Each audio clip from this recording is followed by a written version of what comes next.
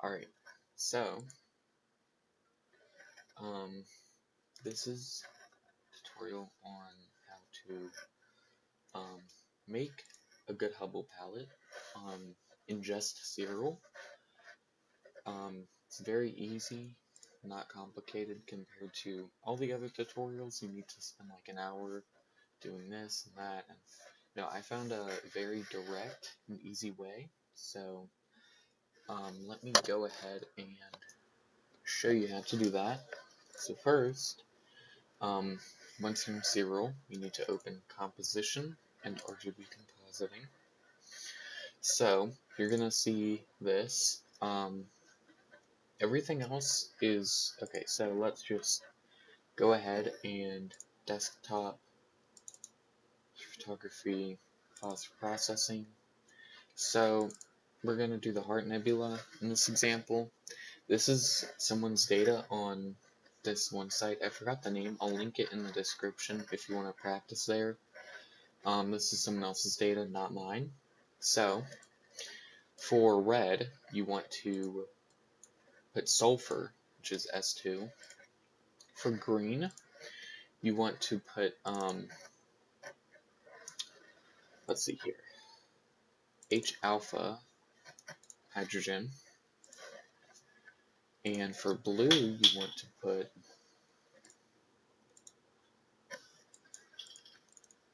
oxygen. So,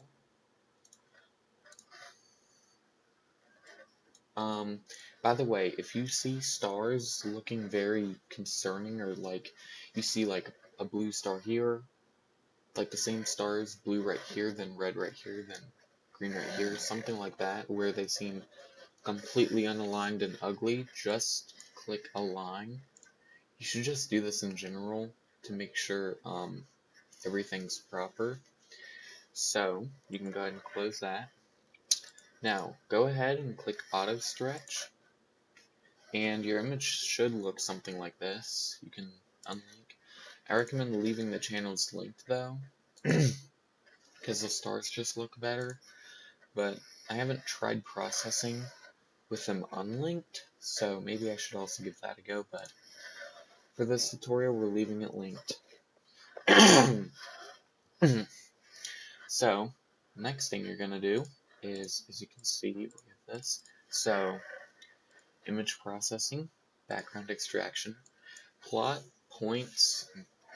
Try to avoid nebulosity and stars especially. And if there's any sensor artifacts or weird colors that like this, never put a point on there, because then it'll confuse it and make the background just all sorts of ugly colors. So plot it evenly around the nebulosity. If you don't have, if your whole frame is nebulosity or stars, just pick the most dark spots. That's what I do. So we'll do one right here. Sort of just going around, making it sort of even.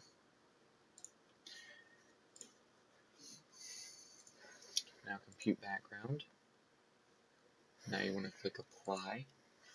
So you have this. Alright.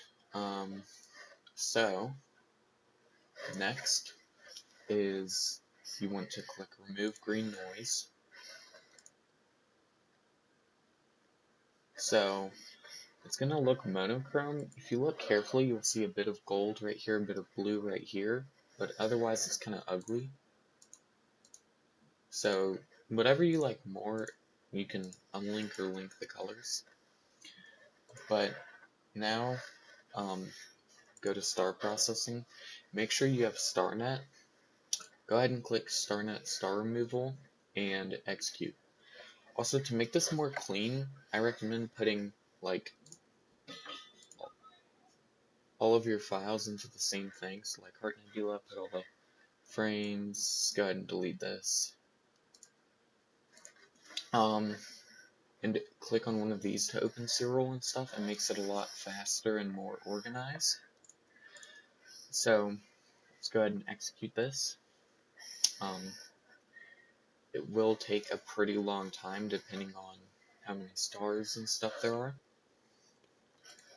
Okay, now that it's done, you're gonna see these artifacts. Please do not remove these after, or please do not crop anything after StarNet star removal, because when you try to put the stars back in, it'll just ruin everything, or it just won't let you do it in the first place. So now you're gonna go to color saturation.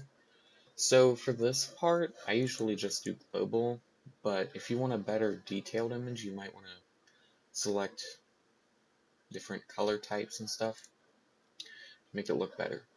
So what I do is I lower this and do this. Already you can see some color coming in, and we're going to go ahead and do that again. There we go. So you're going to notice the background looks magenta. To fix that, negative transformation, right? And then do remove green noise. Don't do it when you're in like the normal mode, because it'll remove nebulosity color. So as you can see, the magenta turned green, and then when we apply this, it'll remove that green tint, which also removes the magenta tint. So now, let's see here. You can do another gentle. You want to also make sure you don't oversaturate. So like,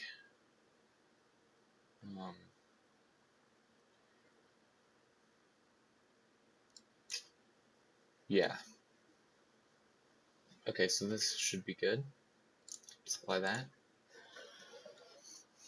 Now you can check these, see if there's anything you want to tweak. Okay, sorry. I accidentally forgot to save my image. I'll show you how to do that in a second. So yeah, I made a pretty big mistake, so I'm just gonna quickly do this part again.